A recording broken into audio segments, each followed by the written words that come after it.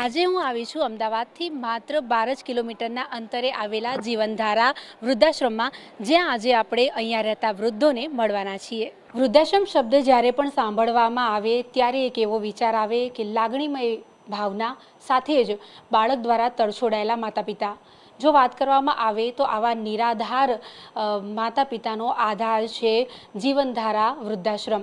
જીવનધારા વૃદ્ધાશ્રમના managing trustee જે છે સંદીપભાઈ શાહ, તેઓ આપણી સાથે છે, તેમની જોડે વાત કરીશું। સંદીપભાઈ, પહેલાં તો ક્યારે વિચાર આવ્યો કે આવી કોઈ સેવાકીય પ્રવૃત્તિ કરીએ અને ક્યારે આ જે વૃદ્ધાશ્રમ છે તેની સ્થાપના થઈ? વર્ષ 2002માં મારા પૂજ્ય પિતાશ્રી સ્વ ચંપકલાલ ઘેલાભાઈ શાહ કે તેમના મનમાં એક વિચાર આવ્યો કે આવો એક વૃદ્ધાશ્રમ બનવો જોઈએ। તેમના એક મિત્રને ઘરમાં થોડી તકલીફ થઈ અને કુટુંબથી તેમને અલગ રહેવાનો સમય આવ્યો અને એ સમય આવતા તેમણે અહીંયા અમારું જે ભૂતકાળમાં અહીંયા જે સ્કૂલ ચાલતી હતી અને એ સ્કૂલમાં સ્કૂલ બંધ થઈ ગઈ અને એ સ્કૂલમાં તે પિતાશ્રીએ કીધું કે તું ત્યાં રહેવા જતો રહે અને ત્યાં રહેજે અને તારે સમાધાન થાય એટલે ભાઈ પાછા જજો।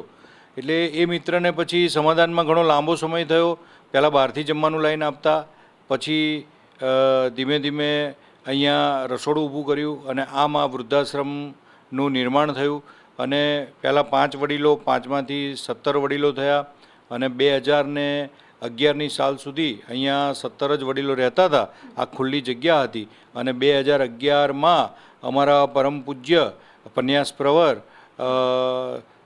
ગુરુમાં ચંદ્રશેખર વિજયજી મહારાજ સાહેબના દિવ્ય કૃપા અને પરમ પૂજ્ય મુનિશ્રી હંસબોધી વિજયજી મહારાજ સાહેબના પગલાં આ અમારી ધરતી ઉપર થયા અને તેના પછી આ આખા વૃદ્ધાશ્રમનો વિકાસ શરૂ થયો। સંદીપભાઈ, આ વૃદ્ધાશ્રમમાં કેવા વડીલો રહી રહ્યા છે અને શું એ લોકો આજીવન રહી શકે તેવી વ્યવસ્થા છે? જીવનધારામાં સૌથી વધારે વડીલો એવા છે કે જેમને સીધી લીટીના વારસદારો નથી, જેઓ એકલા જ છે, જેઓએ લગ્ન નથી કર્યા, જેઓને સીધી લીટીમાં ફક્ત દીકરીઓ છે, જે એબનોર્મલ છે। અહીંયા વૃદ્ધાશ્રમમાં કે દીકરા હોય ને દીકરાઓએ તરછોડી દીધેલા માતા પિતા ફક્ત 5% જ છે અને એ પણ ખૂબ જ ઓછી સંખ્યામાં અને જેન્યુન હોય તો જ અમે રાખીએ છીએ કે કોઈ નાના મોટા ઝઘડા થયા ઘરમાં અને અહીં આવે તો એમને અહીં એડમિશન મળતું નથી। જીવનધારામાં સૌથી વધારે વડીલો જે કહું કે જે દીકરીઓ છે, દીકરી 1 હોય, 2 હોય, 3 હોય કે 4 હોય, દીકરીઓ સાસરે જતી રહી, માતા પિતા છે, માતા પિતા બેઉ એકબીજાના સહારે સરસ રીતે પોતાની જિંદગી વિતાવે છે, પણ માતા અને પિતામાંથી જો માતા બીમાર પડી જાય અને તે પોતે પથારી પકડી લે અને જે પિતા હોય તે પણ ધીમે ધીમે અશક્ત થઈ જાય તો બંનેને એવી ચિંતા સતાવે કે ભાઈ અમે બેઉ જો પથારીવશ થઈ જઈશું તો આપણું કરશે કોણ? અને પેલી બાજુ દીકરીઓને પણ સતત એ ચિંતા સતાવતી હોય। અમુક ઘરોમાં એવું હોય છે કે જમાઈઓનો સાથ અને સહકાર હોય તો એ માતા પિતાને અમુક જમાઈ એમના ઘરે લઈ જતા હોય છે, પરંતુ ઘણા બધા કેસમાં આ માતા પિતાને ત્યાં ફાવતું નથી હોતું અને તેઓ વૃદ્ધાશ્રમનો આશરો લેવાનું વિચારતા હોય છે। તો ઘણી બધી દીકરીઓ અહીંયા આવે છે ત્યારે રડતી આંખે અમારી જોડે આવતી હોય છે કે સાહેબ આ મારા મમ્મી છે, મમ્મી બિલકુલ બેડ રેસ્ટ છે, પપ્પા છે અને પપ્પા કશું કરી શકતા નથી, તો એમને એડમિશન આપો તો ઘણું સારું। તો અહીંયા આવા વડીલો વધારે આવે છે જેઓ નિસંતાન છે કે જેમને સંતાન જ નથી। આવા ઘણા કપલ કે પતિ પત્ની હોય, બંનેની ઉંમર થઈ ગઈ હોય, 85-90ની ઉંમર થઈ ગઈ હોય, બેઉ પથારી મીન્સ કે અશક્ત થઈ ગયા છે, તો બંને જણ અહીંયા આવતા હોય છે। બેઉ જણ જ્યારે આવે ત્યારે અહીંયા એડમિશન માટે વાત કરે કે સાહેબ હું પણ બરાબર કામ કરી શકતી નથી, આમને તો ચા પણ બનાવતા આવડતી નથી અને જો મને કંઈ થઈ જશે ને તો આમનું કરશે કોણ? તો એ લોકો પહેલાંથી જ ખૂબ જ હતાશા અનુભવતા હોય છે કે જો અમારા બેમાંથી એક જણ ઓછું થશે તો શું થશે? તો એવી અવસ્થામાં અહીંયા વડીલો આવતા હોય છે એડમિશન માટે। બીજું કે અહીંયા એબનોર્મલ દીકરા દીકરીઓ જે છે તેઓ પણ અહીંયા જે નાની ઉંમરમાં જે કોઈ બાળકનો જન્મ થાય અને બાળકનો જન્મ થયા પછી એના મગજનો વિકાસ થતો નથી, તો માતા પિતાની છત્રછાયામાં એ બાળક એબનોર્મલ બાળક 45-50 વર્ષ સુધી માતા પિતાની છત્રછાયામાં રહે છે। આપણે અહીંયા બિનવારસી વડીલો પણ રહી રહ્યા છે, એ લોકોની અંતિમ વિધિ પણ અહીંયા કરવામાં આવે છે. જનરલી અંતિમ વિધિ હોય એ પરિવારના લોકો કરતા હોય છે. અહીંયા પણ આ વસ્તુનું ધ્યાન રાખવામાં આવી રહ્યું છે. શું કહેવું?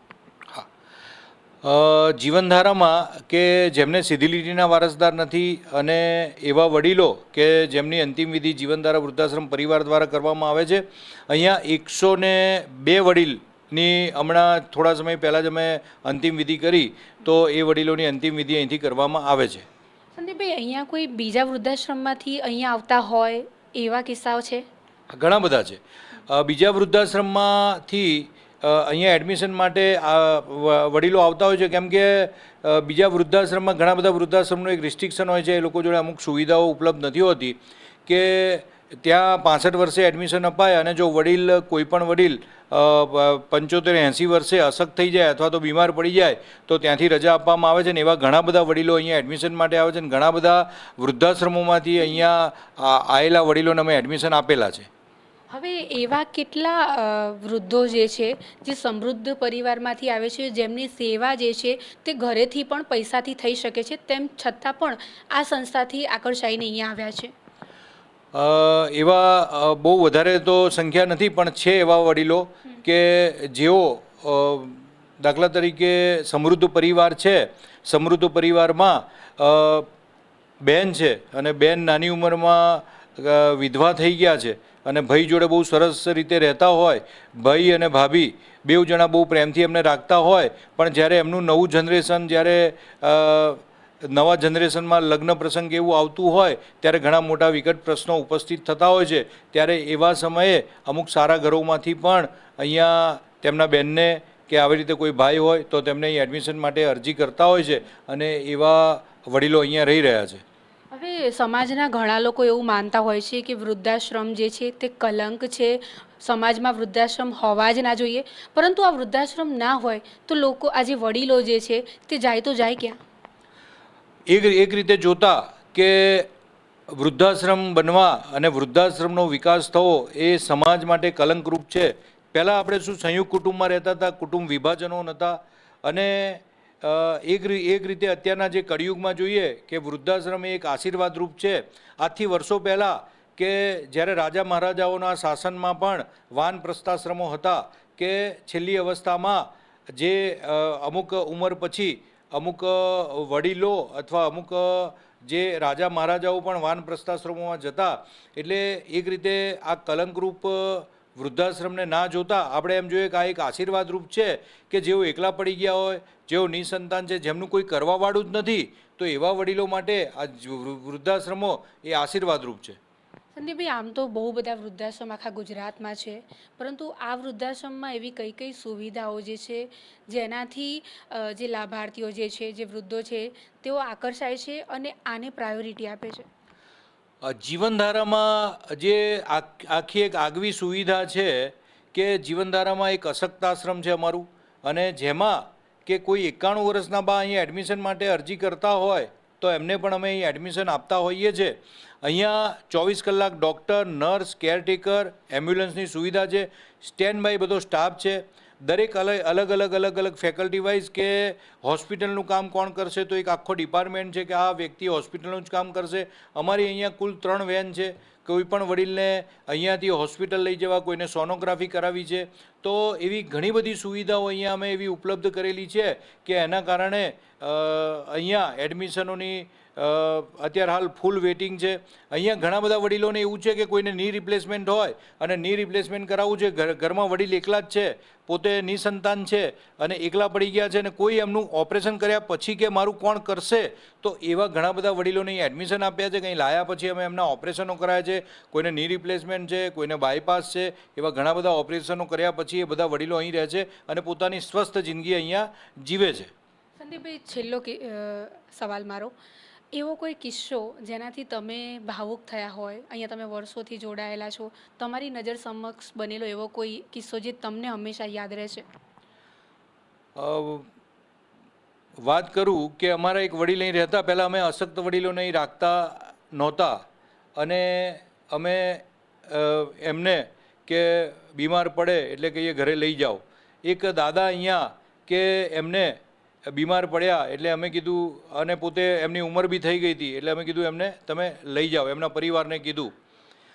પરિવાર એમને લઈ ગયો અને દાદાના સતત મારી પર ફોન આવે કે સાહેબ અહીંયા મને બિલકુલ છે ને લોબીમાં મને સુવડાઈ રાખ્યો છે અને તમે મને ત્યાં જ રાખો તો ખૂબ સારું રહેશે, અહીંયા મારી છેલ્લી અવસ્થા અને મારું છેલ્લું મૃત્યુ પણ બગડશે. અમે કીધું નહીં દાદા, અમારા નિયમોમાં આવતું જ નથી. બહુ કડકપણે અમે એમની સામે, અમારા જોકે નિયમમાં હતું જ નહીં, અમે પહેલાં અશક્ત વડીલોને અહીં રાખતા નહોતા. અને પછી એ દાદાના થોડા સમય પછી મને સમાચાર મળ્યા કે આ દાદાનું અવસાન થઈ ગયું છે. તો મને ખૂબ જ આઘાત લાગ્યો કે દાદાને જો છેલ્લી અવસ્થામાં અહીં રાખ્યા હોત તો એમનું પાછલી જિંદગીના જે ક્ષણો છે એ સુંદર રીતે અહીં વીતી હોત. એના પછી અમે નિર્ણય લીધો કે હવે અશક્ત વડીલોને પણ અહીં રાખવા. અને જ્યારે અશક્ત વડીલો, બીજું કે ક્યારે પણ શરૂઆતમાં કોઈ વડીલનું અહીંયા દેહાંત થાય તો અમને એક બોન્ડિંગ થઈ જતું, એક પરિવારની જે પારિવારિક ભાવનાઓ થતી. અને કોઈ વડીલનું અવસાન થાય તો અમે ચોધારા આંસુએ પહેલાં રડી પડતા, પરંતુ ધીમે ધીમે ધીમે અમે આ જે 102 વડીલોની અંતિમ વિધિ કરી એટલે હવે તો અમારા આંસુ પણ સુકાઈ ગયા છે. તો ચોક્કસથી આ હતા સંદીપભાઈ શાહ, જેમણે એક એવો લાગણીમય માળો બનાવ્યો જેમાં અલગ અલગ ધર્મના તમામ જે નિસહાય વૃદ્ધો હોય તેમને તેમણે સહાય આપી અને માનવતાને મહેકાવતું એક સેવાકીય કાર્ય કરી રહ્યા છે. કેમેરા પર્સન કુણાલ સાથે અનિતા પરમાર, મંતવ્ય ન્યૂઝ, અમદાવાદ. જીવનધારા વૃદ્ધાશ્રમમાં જે બહેનો હાથેથી ખાખરા ના વણી શકે તે લોકો માટે થઈને ખાસ મશીનની સુવિધા છે અને આ મશીનના થ્રુ તેઓ અત્યારે હાલ ખાખરા બનાવી રહ્યા છે. આપ જોઈ રહ્યા છો કે કોકિલાબેન છે, તેઓ અત્યારે હાલ ખાખરા વણી રહ્યા છે. એમની જોડે જઈશું અને વાત કરીશું. કોકિલાબેન, પહેલાં તો તમે ક્યારે આ સંસ્થામાં જોડાયા અને ખાખરા બનાવતા આવડતો હતો કે પછી અહીંયા આવીને શીખ્યા? ના, મને આવડતું નહોતું, પણ હું હમણાં 3-4 વર્ષથી અહીંયા જ છું અને મને સરસ ગમે છે અને આ બધું આવડી ગઈશ.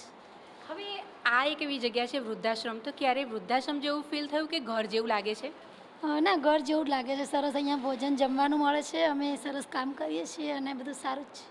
એક દાદા છે અત્યારે હાલ આપણી જોડે, જેમની ઉંમર લગભગ 84 વર્ષ છે અને અહીંયા છેલ્લા ઘણા સમયથી રહે છે.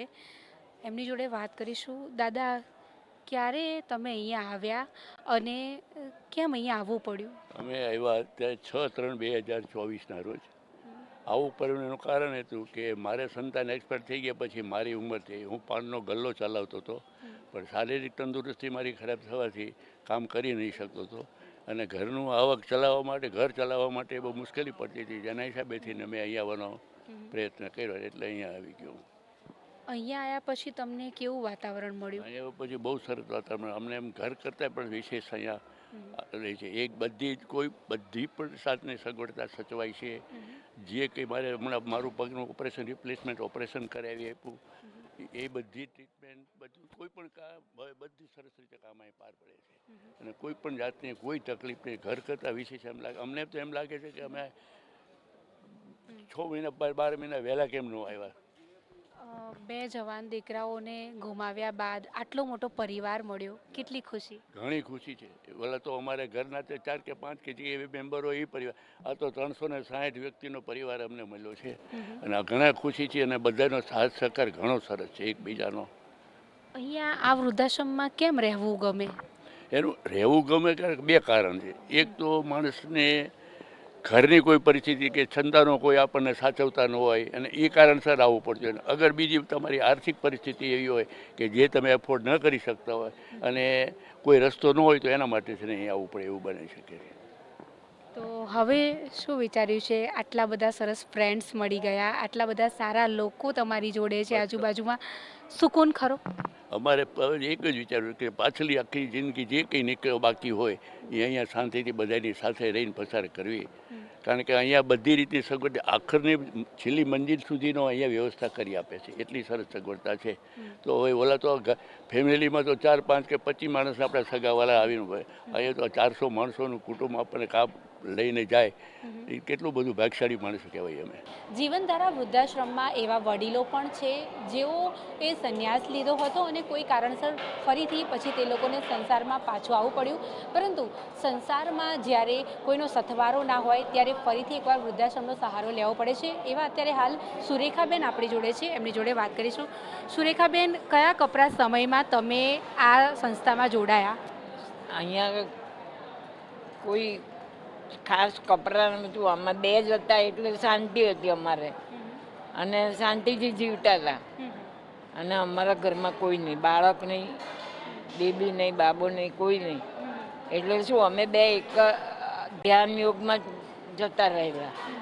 પછી મારા મિસ્ટર મરી ગયા પછી મને એકલીને જોઈને એટલે મારા દિયરે કીધું કે તમે ભાભી ત્યાં આગળ જાઓ કે સારું છે, તમને વ્યવસ્થિત મળશે ખરું રહેવાનું. મેં કહ્યું સારું. હવે અહીંયા આવી તો 3 વર્ષ થયા મારે. અહીંયા આવ્યા પછી કેવું લાગે છે? બહુ સરસ, બહુ જેવું જે જ્યાં ખાતા હતા ને જેવું પીતા હતા ને એના કરતાં ઘણું સારું, એકદમ સરસ, સાદું સિમ્પલ. ત્યાં તો આપણને ખાવાનો શોખ બહુ થતો હતો અને કપડાં પહેરવાનો શોખ જો કે અહીંયા છે પણ ત્યાંય વધારે હતો. તમે જે પ્રમાણે જણાવ્યું કે તમને ખાવા પીવાનો અને સારા સારા કપડાં પહેરવાનો શોખ છે, વૃદ્ધાશ્રમમાં આવ્યા પછી આ શોખ હજુ પણ યથાવત છે? યથાવત છે. કપડાં તો મારે યથાવત જ રહે છે. હું અહીંયાનું ખરાબ ના દેખાડું. કપડાં જેવા તેવા પહેરીએ ને તો સાહેબની ને ભાભીને બંને ઇજ્જત જાય એમ કે અહીંયા આપણે શું કર્યું છે શું રહ્યા છે આ લોકો. સાદા કપડાં પહેરવાનું તો ઘરમાં મળતું હતું, અહીંયા સારા મળે જ છે ને. એટલે અહીંયા તો ખાસ મહિલાઓ માટે થઈને બ્યુટી પાર્લરની પણ સુવિધા છે, બીજી ઘણી બધી સુવિધાઓ છે. તમને કેવું લાગે છે કે જે પ્રમાણે ઘર જેવું એક વાતાવરણ અહીંયા મળી રહ્યું છે? એવું લાગે, ઘર જેવું સરસ લાગે. અહીંયાથી જ્યાં જવું હોય ત્યાં સોમવાર ને ગુરુવારે 2 દિવસ એવા છે કે એમાં તમને 4 વાગે બહાર મોકલે તો તમે જઈ શકો, 5 વાગે અહીંયા આવી જવાનું. પણ હું તો જતી જ નથી, મને કારણ વગર જવું નથી ગમતું. અને અહીંયા શાંતિ લાગે છે, મને બહુ શાંતિ લાગે છે. અને અમારા સાહેબને તો બહુ જ મને બહુ પ્રિય છે. એટલા બધા હોશિયાર ને એટલા બાળક બહેન જોડે તો એવી સરસ રીતે વર્તે છે ને કે તમે પૂછો કોઈને. એમ કહે છે કે ના અમારા સાહેબ એટલે ગુરુજીથી વધારે કહેવાય એમ. અહીંયા જે કેરટેકરો જે છે, જે તમારી સેવા કરે છે, એ લોકો કેવા છે? સારા છે બધા. હા, બધા બહુ સેવા કરે છે. હજી સુધી મારે બહુ કેરટેકરની જરૂર નથી પડી. હવે તો સારું છે મને, અને સાહેબનો ઉપકાર માનું એટલો ઓછો છે. જીવનધારા વૃદ્ધાશ્રમની અંદર 300થી પણ વધારે લોકો એક સાથે મળીને ભોજન કરી શકે એવા ભોજન ખંડની પણ વ્યવસ્થા છે. જે લોકો અત્યારે હાલ ભોજન કરવા બેઠા છે એ લોકો જોડે વાત કરીશું. આપણી જોડે અત્યારે હાલ સુધાબેન છે. સુધાબેન, પહેલાં તો કેવી રીતે શરૂઆત થઈ, તમે ક્યારે અહીંયા આવ્યા અને કેવા અનુભવ રહ્યા? પહેલાં મારા હસબન્ડ સાથે આવી 15/10/23. પછી મારા હસબન્ડને નીરોનો ડૉક્ટરે કહ્યું હતું કે ફિઝિયોથેરપી ડૉક્ટર જોઈશે તો અહીંયા ફિઝિયોથેરપી ફ્રી થાય છે. ઘરે કરાવી તો 350 રૂપિયા લે રોજના, તો અહીંયા ફ્રીમાં છે. એટલે મારા મિસ્ટરને લઈને 15/10 આવી હતી. આસો મહિનાનું એકમ પહેલું નોર્થ. પછી અહીંયા આ સંસ્થામાં કેવા અનુભવ રહ્યા તમારા? આ સંસ્થામાં લગભગ 3 મહિના મારા મિસ્ટર સાથે રહીશ અને બહુ જ સરસ અનુભવ થયો. ડૉક્ટર બી સારી સેવા કરે છે, ફિઝિશિયન ડૉક્ટર બી સારા સેવા આપે છે, બધા ફિઝિયોથેરપી ડૉક્ટર બી સારી સેવા આપે છે. અને અહીંયા 2-3 હોસ્પિટલો બી છે. એટલે મેડિકલ સુવિધા સારી મળી રહી છે કયા કે પછી અહીંયા પારિવારિક વાતાવરણ છે એટલા માટે? પારિવારિક વાતાવરણ નહીં, મારા મિસ્ટરનો જ્યાં પ્રાર્થના થશે તો મારા મિસ્ટરને લઈને હું અહીંયા આવી હતી ને, એમના ન્યુરો ડૉક્ટરે એમ કહ્યું તો ફિઝિયોથેરપી ડેલી જોઈશે તો હું કરાય. અમે 2 માણસ, હું નિસંતાન છું. તો મારે તો પરિવારમાં 10 વર્ષથી દાદા બેસી રહ્યા હતા તો મારી કોઈ ઇન્કમ નથી. એટલે અહીંયા મેં વાત કરી તો મને કહ્યું કે હા બેન તમને લઈ લઈશું, તમારી નિસંતાન. એવું કહી શકાય કે નિરાધારનો આધાર છે આ વૃદ્ધાશ્રમ? કહી શકાય, નિરાધારનો આધાર પહેલો જ કહી શકાય. બહુ જ સરસ રીતે આધાર આપે છે. પરિવાર સારા મળી રહે છે, બાળકોએ પણ આપણા જોડે સારી વાતો કરે છે અને બધા સ્ટાફના હોય કેટેગર હોય એ બી આપણી સારી વાત કરે છે. અને ડૉક્ટરો તો એટલી સરસ વડીલોની સેવા કરે છે કહેવાની. અહીંયા આ વૃદ્ધાશ્રમની એવી કઈ વસ્તુ છે કે એવી કઈ સુવિધા જે છે જે તમને સૌથી વધારે ગમી છે અને જે બહાર નથી મળતી? હા, એ હું કહું છું ને, આપણા પરિવારમાં જો બાળકો હોય ને તો બી છોકરા બી આટલી સેવા ન કરે. આપણા પોતાના છોકરા આપણી સેવા ના કરે, એવા અહીંયા કેટેગર સેવા કરે. એની સુવિધાને લીધે જ હું અહીંયા આવી છું. જીવનધારા વૃદ્ધાશ્રમની અંદર એવા વડીલો પણ વસવાટ કરે છે જેઓની પોતાની દીકરીઓ છે અને પરણીને પછી સાસરે જતી રહી છે અને સાસરે જતા રહ્યા પછી તેઓ એકલવાયુ ફીલ કરતા હોય છે. તો ત્યારબાદ તેઓ આ વૃદ્ધાશ્રમના સહારે આવ્યા છે. અત્યારે હાલ આપણી જોડે એવા જ એક વૃદ્ધ છે, એમની જોડે વાત કરીશું. પહેલાં તો અંકલ, ક્યારે અને કઈ પરિસ્થિતિમાં અહીંયા તમારે આવવું પડ્યું? અમારે 1 વર્ષ થયું અહીંયા આવે અને અમને એમ લાગ્યું ઘરે એકલા જીવન છે એટલા કરતાં અહીંયા રહીશું, બધાની વચ્ચે રહીએ તો આનંદથી રહી શકાય અને આનંદથી રહીએ છીએ. બાકી તો બીજું અહીંયા ફેસિલિટી બી ઘણી છે, આરોગ્યનું અને બીજી બધી ઘણી ફેસિલિટી છે, સારું જમવાનું કરવાનું અને ખુલ્લી જગ્યા, વાતાવરણ સારું. એવું બધું કારણ જોઈને અમે અહીંયા રહ્યા અને 1 વર્ષથી રહીએ છીએ, સારી રીતે રહીએ છીએ અને કોઈ પ્રોબ્લેમ નથી. અહીંયા આ વૃદ્ધાશ્રમમાં કેવો માહોલ મળ્યો તમને? વૃદ્ધાશ્રમમાં શું છે, બધા મિત્ર ભાવ અને બધા હળીમળી રહે છે, એટલું બધું આનંદથી રહે છે, આખો દિવસ આરામથી જ જતો રહે છે. કોઈ એમ નથી લાગતું કે અમારો દિવસ કેમ જતો રહે, પૂરું થઈ ગયું. સરસ લાઈફ જાય છે. 1 વર્ષ તો અમને એકદમ ઇઝીલી પૂરું થઈ ગયું. તમારી દીકરીઓ છે, તમે જણાવ્યું, પરણાવી પણ દીધી, બરાબર. એ લોકોએ ક્યારેય આમ એવો ઓબ્જેક્શન ઉઠાવ્યો કે ના, તમે વૃદ્ધાશ્રમમાં ના જાઓ? અમારી દીકરીઓ છે એમ કહે છે કે તમે અમારે ત્યાં રહો, પણ એમ થાય કે દીકરીને ત્યાં રહીએ એના કરતાં આશ્રમમાં ગ્રુપ સારો મળે અને આ દીકરીને ત્યાં તો લિમિટેડ હોય અને સાસરે હોય, એટલે દીકરીઓ કરતાં અમને આશ્રમ પસંદ વધારે કર્યું. અને આશ્રમમાં બધી રીતે સારું બી છે અને બધા કેર કરે છે. અમારા ટ્રસ્ટી સાહેબ, મેનેજિંગ ટ્રસ્ટી છે, ખૂબ ધ્યાન રાખે, પર્સનલ પૂછે કે શું તકલીફ છે, કોઈ તકલીફ હોય તો ચેન્જીસ કરી આપે, રૂમ ચેન્જ કરી આપે, ખાવાનું પૂછે કે કેમ છે અને આરોગ્યનું બી ધ્યાન રાખે છે, વારે ઘડી ચેકઅપ કરાવે, બધી ફેસિલિટી. અંકલ, જે રીતે તમે વાત કરી આરોગ્યનું પણ ધ્યાન રાખે છે, દરેક સિનિયર સિટીઝન માટે થઈને બોડી ચેકઅપ ખૂબ જ મહત્ત્વનો હોય છે. અહીંયા આરોગ્યની કઈ કઈ સુવિધાઓ તમને મળે છે અને પર્સનલી કોઈ દેખરેખ રાખવા માટે આવે છે? હા, અમારા પર્સનલ દેખરેખ માટે હજુ જરૂર નથી, કેમ કે અમે પોતે વેલ સેટ છે બોડીથી. બાકી અવારનવાર ચેકઅપ કરાવે અને કંઈ બી નાની મોટી તકલીફ હોય તો તરત જ ઇમિડિયેટલી ડૉક્ટર અટેન્ડ કરે અને સારી રીતે દવાઓ આપે ને ઓકે થઈ જઈએ. 2 જણ અમે ઓકે થઈ જઈએ જલ્દી. કોઈ દવાની જરૂર ઓછી પડે છે. અને બીજું દાંતનો ડૉક્ટર છે, આંખના ડૉક્ટર છે. આંખ અમે 2-3 વખત બતાવીએ. અમારે વાઈફને કીધું છે મોતિયો અને 6 મહિના પછી સોલ્વ થઈ જશે. અંકલના વાઈફ પણ આપણી જોડે જ છે, એમની જોડે પણ વાત કરીશું. આંટી, અહીંયા આવીને પહેલાં તો તમને કેવો અનુભવ થયો? મને ટ્રસ્ટીનો સ્વભાવ બહુ સારો લાગે. સાહેબનું પેલું સંદીપભાઈનું બહુ છે, ભગવાન જેવા છે, બહુ કાઇન્ડ છે, બધાની ઉપર દયા કરે, કોઈની સાથે કંઈ ગુસ્સા ન કરે. બહુ જ સરસ સ્વભાવ છે. મને તો બહુ જ દયાળુ લાગે છે. બીજી વાર આવે કે ત્રીજી વાર આવે ને તો બી આપે, એડમિશન આપે. આંટી, આપ એક મહિલા છો, બરાબર? એટલે અહીંયા ઘણા બધા મહિલાઓ જે છે તે સશક્ત બને, એટલા માટે થઈને આર્થિક રીતે તેઓ પગભર થાય, એના માટે થઈને પણ ખાસ એક ટ્રસ્ટ ચાલે છે. મહિલાઓ જે છે એ ગૃહ ઉદ્યોગ ચલાવે છે. તમારું શું માનવું છે આને લઈને, આ પ્રવૃત્તિને લઈને શું માનો છો? એનું મને ખ્યાલ નથી ખાસ. આમ બધાને આપે છે સર્વિસ, બહુ જ પગાર બહુ સારી આપે. આમ બધા ખુશ હોય છે અહીંયા. બધા જ વ્યક્તિ અહીંયા બહુ ખુશ હોય છે. શારીરિક તકલીફ અને માનસિક પરેશાનીઓથી થાકેલા લોકો પણ વૃદ્ધાશ્રમના સહારે હોય છે. ત્યારે એક વિજયભાઈ છે જે અત્યારે હાલ આપણી જોડે છે. વિજયભાઈ, તમે કેવી પરિસ્થિતિમાં અહીંયા આવ્યા? મારે આ એક્સિડન્ટ થયેલો તો એમાં પ્રોબ્લેમ થઈ ગયેલો.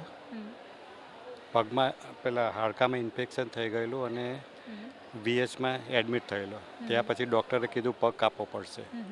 ત્યાર પછી બીજો સોર્સ હતો નહીં, તો એ હિસાબે પછી મેં અહીંયા એડમિશન લીધું 1 વર્ષ પહેલાં. પંકજભાઈ, મેં એવું સાંભળ્યું કે તમારામાં એક કલા પણ છુપાયેલી છે. તમે સરસ મજાનું ડ્રોઈંગ પણ કરો છો. કેટલા અને કેવા ડ્રોઈંગ કર્યા ત્યાં? એટલે કોઈ પણ વ્યક્તિનો સ્કેચ બનાવી શકું, ફોટો હોય એની ઉપરથી. તો એ સ્કૂલથી જ મને એ હતી આદત બનાવવાની. પણ પછી છોડી દીધેલું, એમ્બ્રોઇડરીનું કામ કરતો હતો એટલે. પણ આ લોકડાઉનમાં પછી એ ટાઈમપાસ માટે મેં ચાલુ કરેલું છે. તો હવે અહીંયા ફ્રી ટાઈમમાં શું કરો છો? બસ ફ્રી ટાઈમ એટલા માટે જ સ્કેચિંગ બનાવવાનું કામ કરું છું. અહીંયા આશ્રમમાં પણ ઘણાના બનાવ્યા, ટ્રસ્ટી સાહેબનો પણ બનાવ્યો અને બીજા ઘણાના બનાવ્યા. હવે જીવનધારાનો તમારો અનુભવ કેવો રહ્યો? એકદમ મસ્ત. એકદમ સારી રીતે રાખે છે. સાહેબ પણ પૂછે આપણને અને વ્યવસ્થિત છે, એટલે એમનો સ્વભાવ પણ એકદમ સારો છે, એટલે હરેકના ભાવ સમજે એમ. એટલે ચહેરો જોઈને સમજી જાય. ચહેરો જોઈને સમજી જાય એટલે એમને ખબર હોય જ એમ કે આપણે સામેથી કેવું નહીં પડે એમ. એટલે મને તો મસ્ત લાગે છે એમ કે ભાઈ સાહેબનો સ્વભાવ બહુ મસ્ત છે એમ કે આટલા લોકોને વિજયભાઈ, ઘરની ક્યારેય યાદ આવે છે? નહીં, હું એકલો જ છું. આમે પહેલેથી એકલો જ રહેતો હતો. ભાઈ વગેરે છે અહીંયા જ, પણ આટલા વર્ષથી હું એકલો જ રહ્યો છું એટલે મને કંઈ વધારે ફરક નથી. પરિવારના બીજા લોકો પણ હશે, તમારા સગા સંબંધીઓ, એ લોકો ક્યારેય મળવા આવે છે? હા, આવે ને, ક્યારેક જ્યારે ટાઈમ મળે ત્યારે આવે. એ લોકો જોડે જવાનું મન થાય છે? મને તો એટલે આ પ્રોબ્લેમના હિસાબે ઈચ્છા નથી થતી જવાની, કારણ કે આવવા જવાની તકલીફ પડે એટલે મને. અને આમે પહેલેથી મને ફરવાનો વધારે શોખ છે જ નહીં. ડ્રોઈંગ, મેડિટેશન એ બધું મારો ઇન્ટરેસ્ટ છે. એટલે જીવનધારા વૃદ્ધાશ્રમની અંદર દરેક વૃદ્ધની પોતાની અલગ જ કહાની છે. કોઈ જે છે તે નિસંતાન હોવાના કારણે થઈને અહીંયા આવ્યા છે, તો કોઈ એવા પણ વ્યક્તિ છે જેમને સમાજ તરફથી જાકારો મળ્યો છે. અત્યારે હાલ આપણી જોડે એક અંકલ છે, એમની જોડે આપણે વાત કરીશું. અંકલ, પહેલાં તો ક્યારે અને કઈ પરિસ્થિતિમાં તમે અહીંયા આવ્યા? મારાથી બીપીને એન્જિયોપ્લાસ્ટ કરાયેલું હતું, હાઈ બીપી રહેતું હતું અને કંપનીમાં કામ કરતો હતો એટલે વધારે પડતો સ્ટ્રેસ રહેતો હતો, બીપી વધી જતું હતું. એટલે ઘણીવાર વિચારતો કે હવે કંઈક કરવું જોઈએ. તે ઘણીવાર 4-5 વર્ષથી મેં જોતો હતો, બધી સંસ્થાઓ જોઈ, પણ મને આ સારી લાગી એટલે હું એ આવ્યો. અને લગભગ ગઈ સાલથી 7મા મહિનાથી જુલાઈથી હું એન્ટ્રી કરેલી છે. એટલે તમે અને તમારા તમે પતિ પત્ની સાથે અહીંયા આવ્યા? હા, અમે જાતે જ આવ્યા છીએ. એ અમારા સંબંધી હતા, એમણે બતાવ્યું કે ભાઈ આ બાજુ તમે શોધતા આવ્યા હતા. અમારા બાળક નથી, એટલે પહેલી વસ્તુ એ હતી કે પાછલા જીવનમાં શું